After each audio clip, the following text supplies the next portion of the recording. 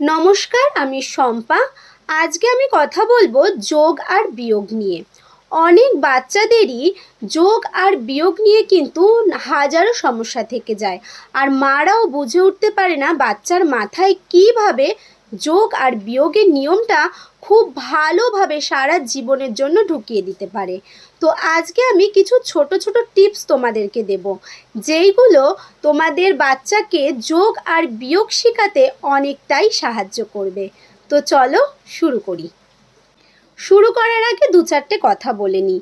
যদি আমার ভিডিও তোমাদের ভালো লাগে তাহলে আমাকে একটু সাপোর্ট করো, আর প্রচুর প্রচুর প্রচুর শেয়ার করে দিও, যাতে তোমার বাচ্চার সঙ্গে সঙ্গে আরও বেশ কয়েকটা বাচ্চা এই যোগ আর বিয়োগের নিয়মটা খুব ভালোভাবে শিখে যেতে পারে। আমি একটু গোড়া থেকে বুঝাতে চাই, হয়তো একটু ভিডিওটা বড় হবে, তাও একটু দেখো। বাচ্চাকে যখন ফার্স্ট তুমি অ্যাডিশন বা সাবট্রাকশন করাতে বসছো, তখন এই করগুলোকে ভালো করে চিনিয়ে নাও। 1 2 3 4 5 6 7 8 9 10।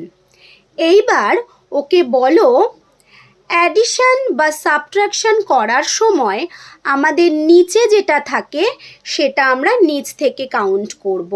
অ্যাডিশন বা সাবট্রাকশন করার সময় নিচে যে নাম্বারটা রয়েছে সেই নাম্বারটা আমরা নিচ থেকে কাউন্ট করা শুরু করব। অ্যাডিশনের সময় ওপরে যে নাম্বারটা রয়েছে সেই নাম্বার পর্যন্ত গুনব। সাপোজ ধরো ওপরে রয়েছে 5, তাহলে আমি 5 পর্যন্ত কাউন্ট করব। বাচ্চাকে যতবার অ্যাডিশন করাবে ততবার এই কথাটা বলবে। সাবট্রাকশনের সময় ওপরে যেটা রয়েছে গুনতে গুনতে যেই নাম্বারটা চলে আসবে অমনি স্টপ হয়ে যাব। ওপরে যেটা রয়েছে সাবট্রাকশনের সময় যখন গুনবো যেই ওই নাম্বারটা চলে আসবে অমনি স্টপ হয়ে যাব। সাপোজ ধরো নিচে রয়েছে 5, তো 5 কাউন্ট করছি এখান থেকে, ওপরে রয়েছে 9, তো 5 6 7 8 9, ব্যাস 9 চলে এসেছে, অমনি স্টপ হয়ে যাও। এই হয়ে গেল একদম সোজা পদ্ধতিতে সাবট্রাকশন আর অ্যাডিশন। এবার একটু উঁচু লেভেলে যাই। সাবট্রাকশন আর অ্যাডিশন করার সময় আমাদের কিছু জিনিস মাথায় রাখতে হবে। অ্যাডিশনের সময় ওপরে 0 থাকুক কি নিচে 0 থাকুক, জিরোর কোনো ভ্যালু নেই।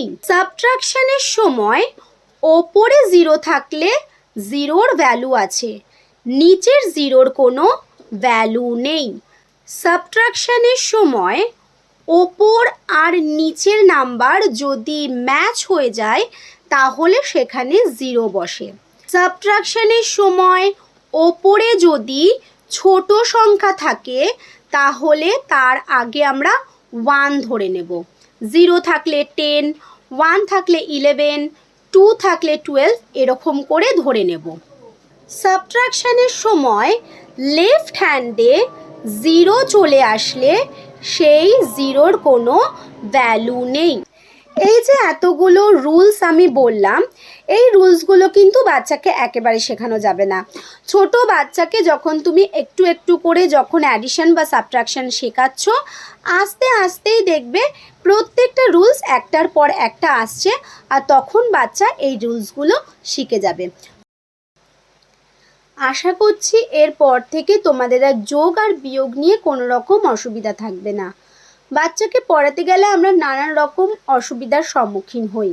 যদি তোমাদের এরকম মনে হয় বাচ্চাকে এই বিষয়টা বুঝিয়ে উঠতে পারছি না, তাহলে সেই সমস্ত কথা আমাকে বলো, সেই নিয়ে আমি অবশ্যই ভিডিও করব। ভালো থেকো, সুস্থ থেকো।